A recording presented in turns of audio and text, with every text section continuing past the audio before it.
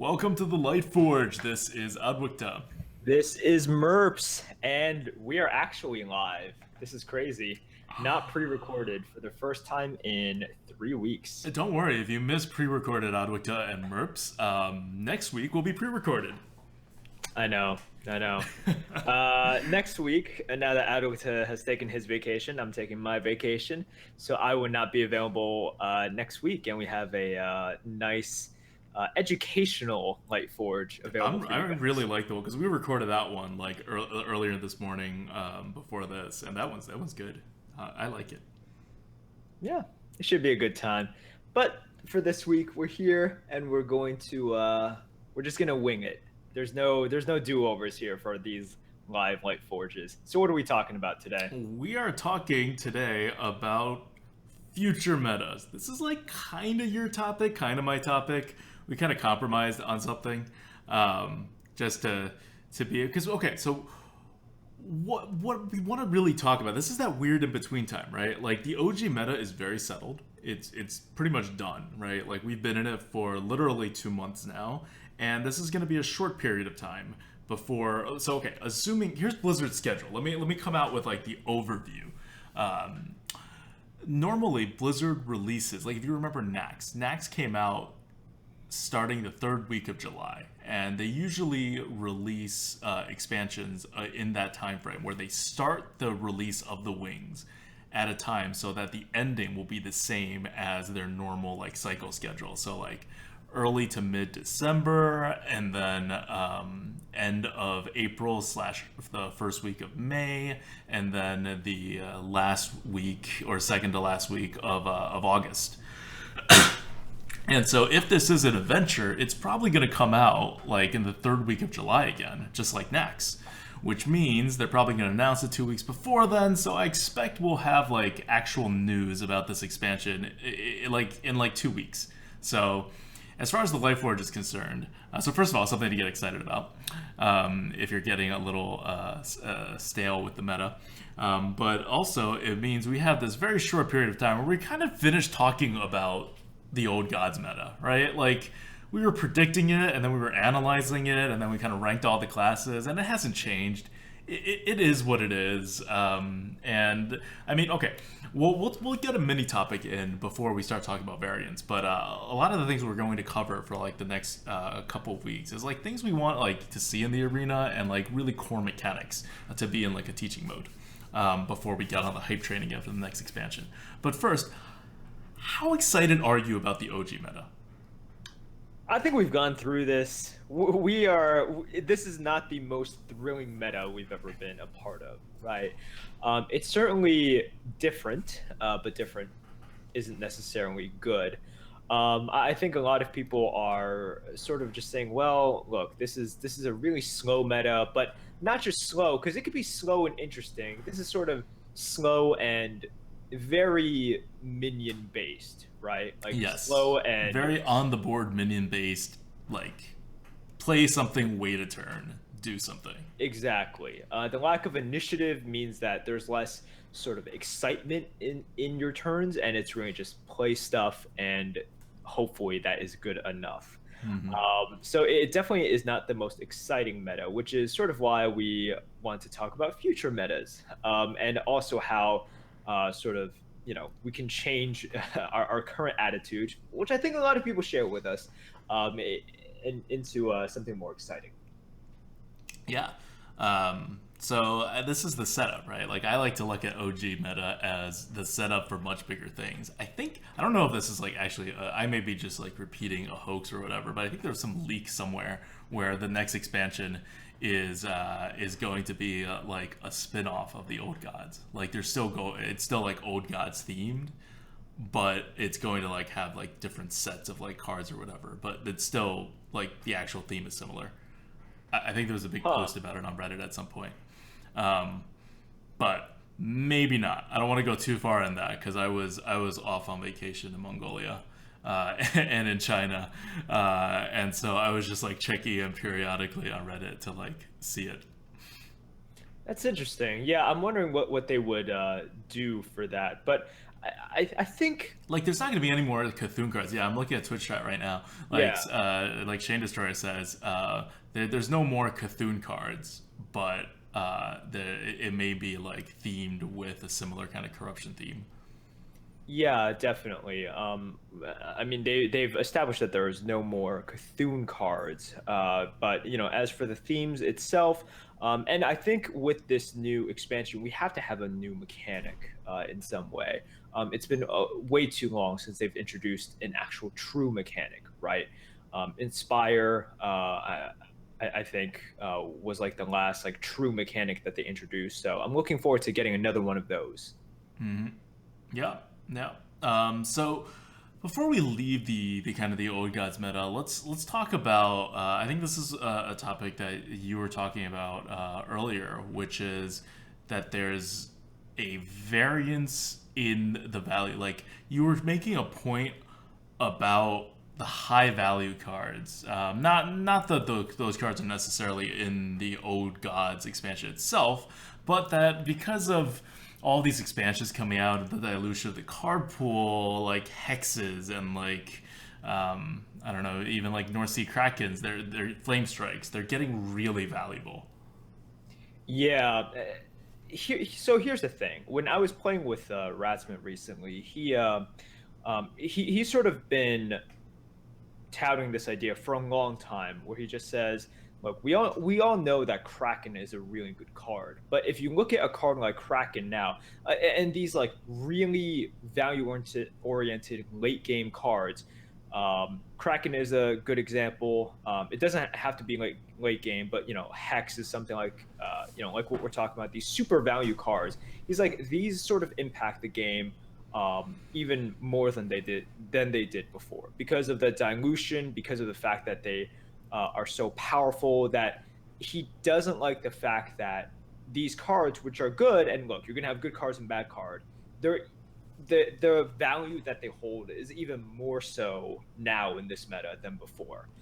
So that was something I talked to Ratsma about, and I definitely see his perspective, and the amount of times in which I win with, because I crack in like a 5/4, and then they have to basically 3-for-1 themselves to get rid of the Kraken, and the amount of times I lose because of a Kraken, it's pretty insane. So I think that's something that has changed a little bit in terms of, like, you have these cards that are really powerful, but now, like, they might even impact your win rate a little bit more. Yeah. I think you're right in that they do impact your win rate a bit more. But I think it's balanced out, right? By the fact that you don't see them as often. So, like, something that I've noticed is that people who are generally good at the arena, for the most part, not always, but for the most part, their records got better in the OG meta, and not just the initial kind of like 1-2 week spike that happens after every expansion, but that they kind of remain pretty high, right? Like, I think I'm still averaging definitely more than 10 wins, maybe more than 10.5 with like the top classes. For old gods, and it may go down a bit from that, but that's still really high, right? Like, that's higher than I usually average. I'm definitely not the only one, and it's because the pace is slowed down, right? The pace slows down, more decisions are made. So while the cards are really high value, like, while certain cards get really high valued and cause the swings, I think it's more than made up for in terms of the consistency by the way this meta is kind of handled and played. But this raises a question, right? Where if the potential variance in a deck is really high when it comes to card quality, that'll cause more games to be won or less games to be won in a way that's kind of not controllable, and it's only being held in check by this slower meta where you have more decision making to make, and from a gameplay perspective, then what's going to happen when the next meta comes in, right? Because the dilution, it's still going to be there. It's not like all of a sudden the cards aren't going to be diluted. So in fact, we're actually adding more cards, right? It's going to get diluted even further, which means that this variance in card value is going to be potentially even higher in connection with the changing of the meta again. And maybe the meta will go even slower, right? We don't know. The meta's been getting slower for like 4 metas in a row. 1, 2, 3. No, 3 metas. No, 4 metas. For 4 metas in a row. Since BRM, the metas have been getting slower a little bit each time. But that may not be the case. If they pick up the pace from Old Gods, which I think they will, right? Old Gods it's kind of like the slowest I think it can be without there being kind of like serious enjoyment issues, where I know some people like to play really controllish kind of metas, but like games take like forever. And it's in the arena, playing like a control kind of meta towards the end when you're top decking really does kind of feel like a game of war, you know? Like if you know the card game War, where you have like a deck of normal cards, you just flip out and whoever has the bigger card wins that round. So to avoid that feeling, I have a feeling Blizzard's going to make things a little more tempo oriented. And then where are we left with the variants, right? If someone happens to get a deck with 2 hexes, do they just win? Like that's potentially a problem that I can see Blizzard running into for the next expansion. Right, and it goes back to another topic that we talked about. When these cards get rarer and rarer, you can't play around them, right? You can't play around these cards, which, what does that mean? It makes them even more powerful. So it's harder to get, but it makes them more powerful. And that's something that you never want, right? You never want sort of like to never be able to play around Flamestrike, because you're just like, oh, it's so rare. But then that one time someone drafts 2 Flamestrikes, you always win because no one plays around it anymore, right? No one plays around Flamestrike, so they always flood on turn 7, and you just always win off the back of Flamestrike. Yeah. I don't think that's an enjoyable game for anyone, right? It's not enjoyable for the person facing up against that, because it's not enjoyable for anyone who's trying and who like tries to strategize this game. It's probably just as enjoyable, probably more enjoyable for people who are just playing cards as they come to them, right? That's fair, yeah. But if you want to view this as anything more than just sort of oh, well, I'm going to be watching some Netflix, might as well play a game on the side as well. I think it is frustrating, because you know you can't play around it, but at the same time, you know that if you play into it, and they have that 5 to 10% chance that they do have it, could be even lower, then you just lose the game automatically. Yep. And like that's what was holding. I say this a lot. I want there to be more flame strikes, and people used to like really think I was the devil for that thought, and now I think more people are on board with the whole idea of needing more flame strikes in this game. It's when you have when you have more flame strikes in the meta, you play around it, right? And then that checks the flame strike. So it's not a great check, because it's only a check on the flame strike because flame strike is so powerful and game changing that you have to play around it. But it is worse. There's that middle zone where the card is so powerful but so rare that you don't do anything about it and you get screwed, and the game does just become random, and skill kind of goes out the window. And that is definitely not where you want the arena to end up at. So if we're looking forward, and it gets, like, the problem is dilution, right? When you add more cards to the card pool, less, the old cards are seen fewer and fewer. They're seen less and less frequently. English. Yes. I have not spoken English for like 2 weeks. It's actually kind of weird to speak English right now. But for the same reason that, like, look, Blizzard knows what it's doing when it's putting Light Bomb and Brawl as epic cards, right? It's supposed to do that. They're supposed to do that. They're supposed to just win you the game if that situation arises. They're supposed to win you the game, especially in the arena where no one plays around them. And look, they made stuff like Lightning Storm, and they made Flame Strike common because they want you to play around them. Right. Now, let's fast forward, like, you know, assuming that nothing changes in the arena, you're going to get Flame Strikes to be closer and closer to Light Bombs, right?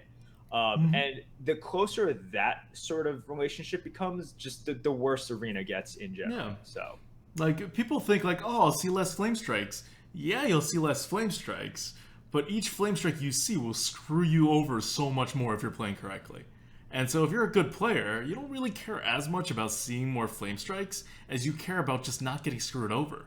Because if you're a good player, you know, a little bit of RNG aside, if you don't get screwed over, you win. Yep. That's what happens. So your entire goal is to like limit everything, is to limit the variance as much as possible, right? That's why you don't play the big RNG cards, or you don't draft the big RNG cards unless you like absolutely have to. That's why you play like a little more conservatively. That's why you like a little longer games. Even when tempo is powerful, you're not like afraid to go to a longer game if your opponent has a similar sized deck, because you have more decisions to make, right? You like playing the complicated kind of classes. And with that, you like flame strikes. You like seeing flame strikes because seeing flame strikes makes the correct move on your part to be what you want to do anyway, which is to prevent that serious swing of a downside. When there's fewer flame strike, what's going to happen is the good players will still really, really want to play around the flame strike because that's still going to be one of the few ways they lose the game. But they shouldn't because it's so rare. And then bad players or like average players will just not play around it anyway because it's really not in favor of the odds for them to play around it. And so now you've just made good players and bad players the same. They now have the same end result of a decision for very, very different reasons. And it does. It takes an element of skill out of the game, which is playing around Flame Strike. First, when to do it, but also how to do it. Yeah, definitely. So how do you fix that? Right? If you're Blizzard, you're sitting here, you're looking at, I'm going to call this the Flame Strike problem. How do you fix the Flame Strike problem? Just offer more Flame Strikes, or offer more Flame Strike-like cards, right? You don't actually have to offer more Flame Strikes themselves. Just either change the offering rates of, like, so if you're talking about adjusting the old cards, you could either change the offering rates, and we talked about sort of, like certain classes should have, like they should sort of playing like their class, right? So you just increase offering rates for certain cards or just for their class cards. Or you just create more Flame Strikes and create more of these like good mechanical cards. Flame Strike. Yeah. Yeah, mech Flame Strike. Mechanical Flame Strike counts as a mech when in your hand for no good reason. Or 7 mana, it's like 4 damage. Both of you guys get a spare part for the hell of it. Yeah, something like that, right? Like, Flame Strike plus, right? 8 mana. It's a Flame Strike, and then you deal 1 damage to the minion you select. Flamer Striker. Yeah, like 5 damage to 1 minion, 4 damage to everything else, Flame right? Strike. Add an extra mana. Yeah. They've done it before. God, what's the card I'm thinking of where they basically just duplicated it? What? Oh, I'm thinking, huh? What, Matter Bomber? No. Oh man, this is gonna come to me, and I'm going to. Oh man, this is so. Oh, what are you sorry. thinking? No. Sorry, my bad. I'm thinking of Consecration, which I know they did not duplicate Consecration, but they made Corrupted Seer, right? So. Oh, okay. So they basically upped the what do you call it? The playing around Consecration, right? And the playing around Holy Nova, and so all those 2 damage AOE's got screwed a little bit, but your Flame Strikes are still you're still on the edge of playing or not playing around it. But you definitely play around 2 damage. You definitely play around the Consecration-ish kind of cards when you're facing Paladin, right, or Priest. Yep. Yeah, definitely. So that's definitely one way to change it, and that you could create more of these cards, because Blizzard hasn't been doing that, right? You haven't seen another Hex, you haven't seen another Assassinate, you haven't seen another Flame Strike. They want to make more unique cards, and the worry for Arena is that for ranked you want unique cards. Right. For rank you want unique cards, and because these cards that I just named are in classic, so they'll always be in standard, there's never any need to create more of these types of cards. In fact, it's dangerous to create more of these cards. Do you really want in a constructed deck for a mage to have 4 Flame Strikes? Yeah, that's really scary. So it seems like the answer would be to give a unique offering bonus to these cards, to let these classes play like their classes, but it would have to be done in a unique way, just because if you just give increased offering rates to all class cards, you still run into this problem where for these classes, Blizzard will try out new experimental things, right? So in the end, you're still gonna every class is going to be very, very good at one thing, but then also pretty good at everything else, right? We're getting to the point where these classes are sort of meshing together. Paladins never had any hard removals, or now they have Keeper of Ultimon, right? Right. Druids have slowly been getting hard removal as well. Other classes have been getting like rogues. They before had great single target removal, didn't have any AOE's really, and then they got Dark Hunter Skullcrow, right? Right. Right. So it's really tough if you just say, well, let's give them increased offering rates for all class cards. You'd have to pick and choose, but that's a level of like dedication and that I don't know if Blizzard is going to give to the arena, especially since they haven't done anything for the arena. Right, like, and especially when it's coming at the cost of constructed. That's kind of the problem with that. So yeah, the two ways to fix the problem is add new cards that fill the same role and have a slight twist on it, which runs into the constructed problem, or just offering rates, which is kind of like sneaky in that there's no, like, Blizzard doesn't really tell anyone, like, it's not in the game, right? If you just like load up Arena or you try to like read something about the arena in the game, you really can't figure any of this out. Like, even like Discover, it's a totally opaque mechanic. You don't know that you're 5 times as likely to get offered class cards. That's serious, right? That like totally affects everything about this card, and they just like don't ever tell it to you. And the offering rates in the arena, they definitely don't tell any of that to you. So there's kind of a problem there, but it's at least it's a direction Blizzard's already been going. They already screw with the offering rates without telling anyone. And then we have to like decipher it and then figure stuff out and then like memorize it. But so why not just add more wrinkles to it, right? Why not make all basic cards, more offering rate, or like all classic cards more offering rate? Just something to keep classes feeling the way they are. Okay, so that's one point that I think we, both me and Merps kind of feel strongly about. For the next expansion or the expansion after that. I think we're kind of at the tipping point. We're definitely not over it yet.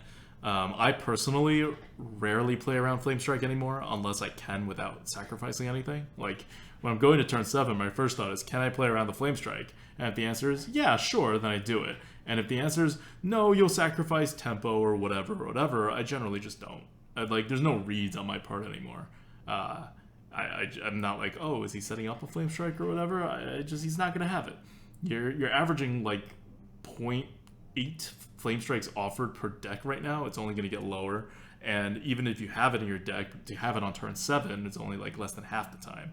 Like, it's not worth it for you to play like that, right? Even the best players don't have much higher than a 75% win rate. Yep. Okay, so the next thing about potential future metas, what kind of new mechanics do you want to see, right? Like, Old Gods basically offer no new mechanics. Ancestral Healing, Forbidden Healing, Forbidden Ancient, and all those Forbidden cards, kind of a new mechanic. This Evolve thing, I feel like they're going to do more with, because it's one of the versions that you can get of like slightly controlled RNG. Blizzard seems to like that. But what kind of new things would you like to see? New things. I like what they did with the and sneak peek. This is sort of the topic for next week. I like what they did with the Nerubian Prophet. Right, it's something that we haven't seen so much. Like this ability to sort of bank tempo, and really recognize. Coincidentally, the topic of our next Lightforge. Mm-hmm. And this ability to sort of bank tempo and use, because I'm always intrigued whenever Blizzard identifies something new to use as a resource, right? What are the resources, if you're talking about resources in this broad sense, what are the resources that you've been able to use since Hearthstone came out as a card game? Well, it's like, you can use your HP as a resource. You can use your minions as a resource. Cards are a resource. These are all, this vague notion of resources. Cards in your deck are a resource. Right, cards in your deck are a resource. And obviously mana is a resource. But Nerubian Prophet capitalizes on this additional resource that we've always known, like, there's a cost to it, right? Like, having options in your hand, it's good, and basically it costs you something to have a card, right? That card in your hand, like, it could, if it's a small card, then the fact that it could be like something bigger, you're paying for it with the flexibility. But every single turn that you don't use it, you're sort of wasting that cost, right? You're sort of wasting that. But you always had the option, you just declined it. You're like, no, I'm not going to use it. Nerubian Prophet is the first card that sort of rewards you for not using that opportunity. And it also punishes you if you top deck it, but it rewards you for not playing it, which is really amazing, because before it really just sort of punished you for not using it. You're like, well, okay, I could have gotten the benefit this turn. I'm not going to use the benefit, so I guess I'm tossing it away. But Prophet really says, I'm going to reward you for using this as a resource. So I think that's interesting. It just opens up this little area of the game that wasn't being explored before, and I think they could do a lot more with it. Yeah, and they are. It's even going more broadly. They do have this mechanic now, which is like stuff is changing in your hand now, or in your deck, or quote unquote Cthulhu, wherever it is. You now have cards like, I guess we didn't really call it a mechanic because it doesn't really affect arena cards as much, but it's the wherever it is kind of mechanic, right? Where you do have cards like in Renounced Darkness, where it just changes your whole entire deck to something else. You do have things like Mistcaller, right? Like, it's not really an Old Gods card, but it gives +1/+1 to like everything in your deck. You have an Old Gods card that does a legendary that does something kind of like similar. I'm blanking on the name right now. But then you also have like the 1/1 that keeps changing in your hand. All these legendary cards. Shifter Zeros, right? Which is another hand mechanic, or it actually apparently changes cards every turn, even in your deck, because you can like pull out random stuff with like Deathlords and whatever. But you have another card where it's basically playing with this idea that it will change in your hand or in your deck some part of its status based on whatever the conditions are, right? You can like do something and then it changes the card, or you can wait a turn and then it changes something on the card. And that's a really interesting mechanic, and depending on how they set it up, right, it affects different resources. It's like actually very flexible. But you're right, it would be really interesting to see them play with it, because then you're using like a whole new resource and you're thinking about things on a whole different like plane, rather than just like tempo, card advantage, and how to apply it from your hand. Now you have to worry about how to set up your hand. And that's something that like a lot of players coming from Magic the Gathering like miss about Magic the Gathering, right? Like, one of the most popular colors always in Magic the Gathering is blue. And a lot of colors can do this, but blue specializes in changing the order of cards in your deck. Like, you'll use entire cards just to like look at your deck, like look at the top X number of your cards and like rearrange them in the order that you want. And then you'll either like, play another card that like draws them, or you can discard them, or like you'll have different ways to deal with it. But what it ends up doing is you're basically playing like deck manager along with your actual deck to get like additional efficiency, to set up combos, to get the cards that you want. And there's a whole separate like value system for that.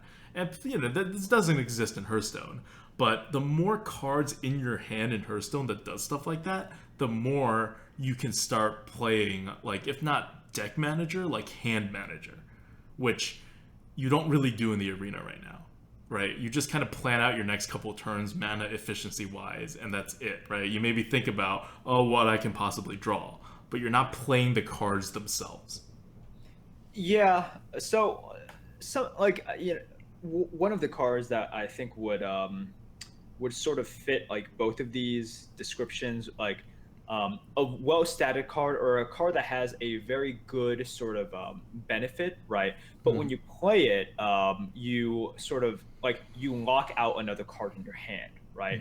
Or it locks that card for like 2 turns that you just can't play that card. So it sort of gives you less options, or cards that give you more options, right? Like you said, that sort of lets you look in your deck, lets you rearrange the order of cards, or lock something. A card in your hand, like you lock up, like overloading your hand rather than overloading mana crystals. Exactly. Oh, it's so gonna be a shaman thing that people hate. I know. And it'll be random too, so you can't pick. Oh, of course it'll be random. Of course, if you could pick, then that's that's like way too overpowered, because then you're just like, oh yeah, sure, I don't need this Kraken until turn 9, obviously. So yeah, unlock this for like 4 turns. I don't care. But yeah, that could be a mechanic, and I think that'd be a pretty interesting, like, just to have these new mechanics that don't, you don't always need like to make an inspire mechanic, right? Like something that is board related, and something that directly impacts the minions on the board. You can create sort of a new meta just around having more or less choices in your hand and in your deck. Yeah, I think that's a good way, because Blizzard, like, they kind of built themselves into this corner with Hearthstone where you can't interact on your opponent's turn, and they have this philosophy going, but then they've been trying to do what they can to like get the same effects and the same kinds of like depth of strategy that Magic the Gathering and other TCGs can get to. And so they have, like, Inspire is a weird way for a minion to have an ability, right? To have an activated ability. And so this is kind of an interesting way for you to get some like deck rearrangement, deck management into this without actually arranging or managing your deck, right? To do it in your hand and then maybe to draw some cards or whatever. Anyway, that's just some new mechanics. We get this question a lot, right? Like, if you were to design a card, what would you be? So this is, I don't like designing individual cards, but like in terms of themes, I think these are all like very good themes that would be really interesting to explore and will give like a whole new dimension to the arena, as well as constructed. All right, let's do a question from the GOAT for this week. Sure. Question from the GOAT. How was your vacation? Wow, the GOAT is very interested in my personal life. There it is.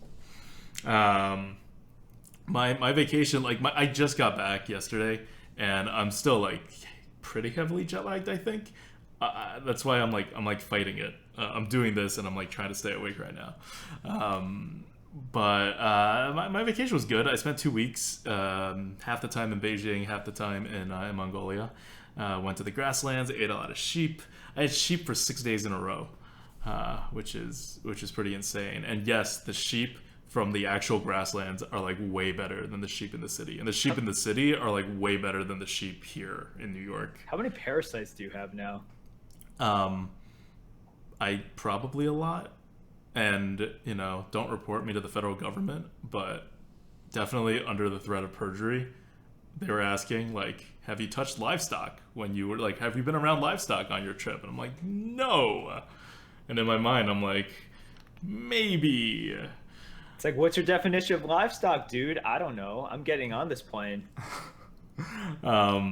But yeah, so that's what I've been doing for the most part. But one really interesting thing did happen when I was there. I was setting up, and I did an interview with this Chinese website, this Chinese primarily Hearthstone website, iyingdi.com. It's IYINGDI.com, and they have they're like a spin-off of an old Magic the Gathering site. And they're trying to do like a focus on Hearthstone Arena for one of their sections, and they found like the Lightforge and stuff we do, and they're translating some stuff. And so I did an interview with them, and the guy Ben, who was interviewing, the translator who was interviewing me, I actually did like some parts of the interview in Chinese. I'm fluent in Chinese, which makes it interesting, but I have like no vocabulary. So like I was like, so how do you say tempo in Chinese? Which, by the way, is 节奏. Huh. Right? Isn't that like interesting?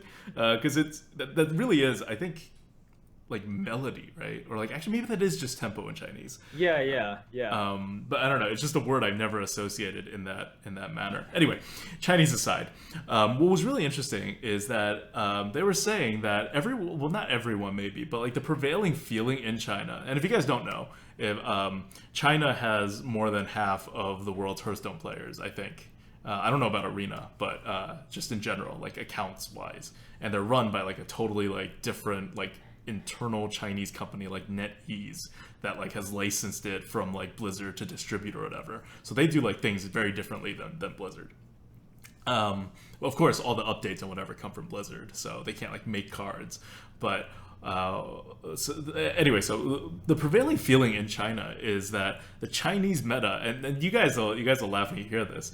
The Chinese meta is much more difficult and much faster and much more punishing for greedy plays than the American or European meta, because they see things that we do, and they think, oh, I would never be able to do that in the Chinese servers.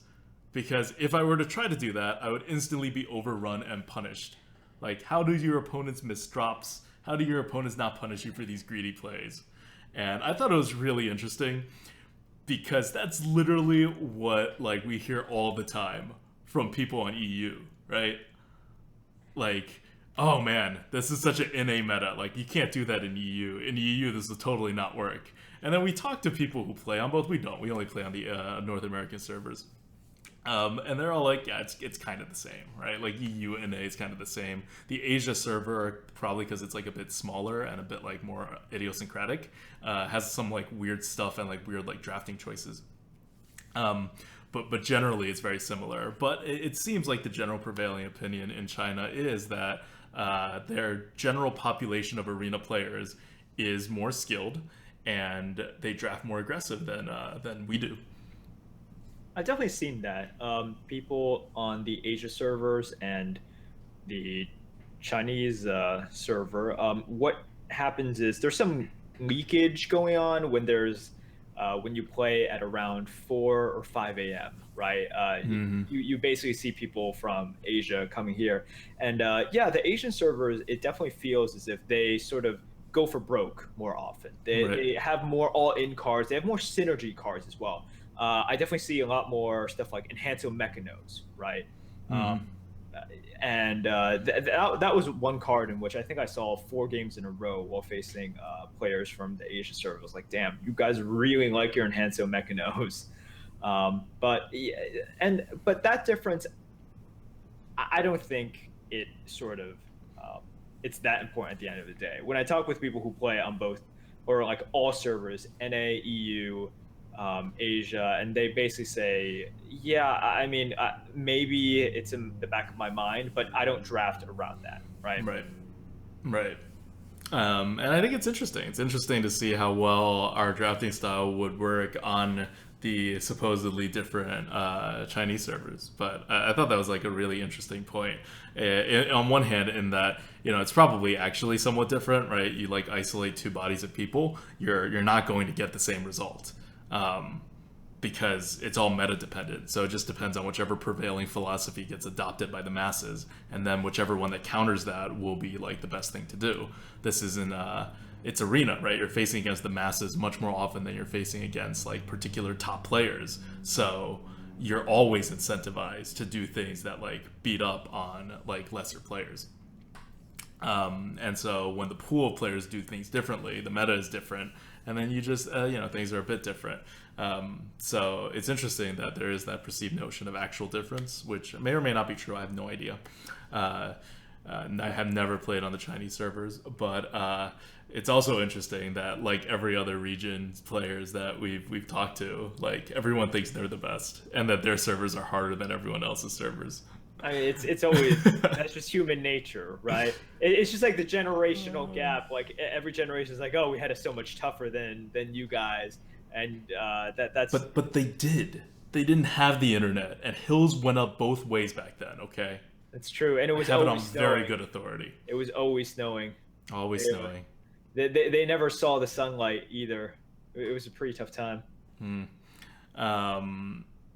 I love this because my grandpa would always like describe like, you know, random snowstorms, like what they were doing during that, and he would always describe it in terms of how high up it came. So it's like, you know, as high as, you know, my knees, or like as high as my shins or whatever. And I'm like, you're a tiny man. That's not as impressive as I think you think it is, because now people are bigger. So okay, that's question from the goat. I just thought it was a really interesting interview in terms of what I learned. It's not often that you go and get interviewed and then you learn a lot of stuff. So I thought that was interesting. Anyway, that is question from the goat, brought to you by our patrons, patreon.com/grinninggoat. We are going to, I think we're like running out of questions from the Go questions. So if you have any questions that you kind of want to ask us, that's, not too specific either about us or about like Arena generally. If it's one that we haven't done before and you like tweet it to Merps, which is at Merps 4248. Thank 4248 Merps 4248. Then we'll use it on a future Lightforge. Yep. Okay, let's do card good bad. Card good bad. We're talking about Bloodsail Corsair. Ooh. Bloodsail Corsair. Bloodsail Corsair. This is an interesting one. I recently played a run with Isherwood in which we had 2 Bloodsail Corsairs. Now, guys, if you don't remember, Bloodsail Corsair is a rare card. Okay, it is a rare. I don't know why they made it a rare, but they did, and it worked out pretty well for us. We went 12 with the deck with 2 Bloodsail Corsairs. Now, I'm just gonna get straight to the bottom and say it's not a good card. Okay. What? But what? How? However, Bloodsail Corsair, it just worked for our purposes in that Warlock deck. And I'll explain sort of, the meta considerations for a card like Bloodsail Corsair right now and why it's not that bad inside of a Warlock deck. So Bloodsail Corsair, any 1-drops for a Warlock, it's pretty good, right? Warlock, you're able to reload. So by sort of vomiting out cards at the very beginning of the game, you can reload afterwards. And Bloodsail Corsair, it has another effect, right? And when you sort of play these early drops, you either want an early drop that is just very powerful, like a Possessed Villager, or you want early drops that have a utility effect. It's part of the reason why cards like Goblin Autobarber, Undercity Valiant, or Acidic Swamp Ooze. Like, these cards are not only good on turn 2 for their stats, they also have utility as the game progresses as well, whether by giving you some extra damage or, destroying a weapon, which is huge. Now, Bloodsail Corsair, it takes 1 durability off a weapon. Sometimes that's good enough. Other times we were like getting 1 durability off of a Light's Justice, and we were like, I guess something. It's something. Yeah, it's something. It's like we played a 1 mana 1/3, right? Yep. Instead of just a 1 mana 1/2. It's like, okay, that's good enough, I guess. But yeah, the Bloodsail Corsair was especially useful because right now I think if you get above 7 wins, you start to see a good number of rogues. People have really identified the power of the rogue, and when you get into a settled meta, a lot of times, the sort of casual players are gone, right? And you get to the people who either really enjoy the arena, are really good at the arena, or both, right? They enjoy and they're good at the game. It's crazy. But when you're facing these players, they all know how to use the rogue, and they're going to play them. It's also good against paladins. Paladins have a true silver, and if you're able to hit on a true silver, that's huge value. Right. Not so great against mages, but like we said, it's a situational card. It's not going to be good in every situation, not going to be good against every single class. But Bloodsail Corsair, it's a card in which you definitely look at it more than a 1 mana 1/2, right? Yeah. And its effect is pretty strong going into the mid and late game, which is a lot more than you can say for some very vanilla 1 mana drops. Yeah, like, it's card good bad. It's about time we talk about some bad cards. This one's kind of okay. It's still bad, but it straddles the line a little bit. Like, it's kind of usable, right? Like, you look at other cards like a little lower than 26, and they're pretty much, they don't do anything. Like, half the time, or more than half the time, you can't even play these cards, or they just don't do anything, or they are so mana inefficient, like a 1/4 for 3 mana or something, right? Where, yeah, it's technically bigger than a Bloodsail Corsair, but really for 2 more mana, like, even when mana doesn't matter, it feels kind of weird. And Bloodsail Corsair it's situational in its own way, but it can, for a 1 mana card, it does do a lot. Like, yeah, that's kind of the bottom line on this guy, which is why it's still like kind of playable. And with Warlock, right, it's highly playable. It's not a good card, but you're not going to lose a run, right? Your run doesn't end because you had to draft a Bloodsail Corsair. No. because you can hero power. Your run doesn't even end when you draft 2 Bloodsail Corsairs. It could still go 12 wins, apparently. You could, but you never want to rely on that. Anyways, that's it. Bloodsail Corsair, still a bad card, but if you have to draft a bad card as a Warlock, you're still, a bad small card as a Warlock, you're still okay. And if that card has a beneficial effect that can extend into the mid/late game, it becomes even better. Yep. All right, let's do the final topic, which is Warlock. We're going to do a Warlock run after this to get the coup back after so long without the coup. And we're picking up on where we left off on the Warlock, which I think Merps has just finished getting that 12-win run he was talking about. Which also, congratulations to Merps, broke his, that didn't break. He got a 12-win run right before that.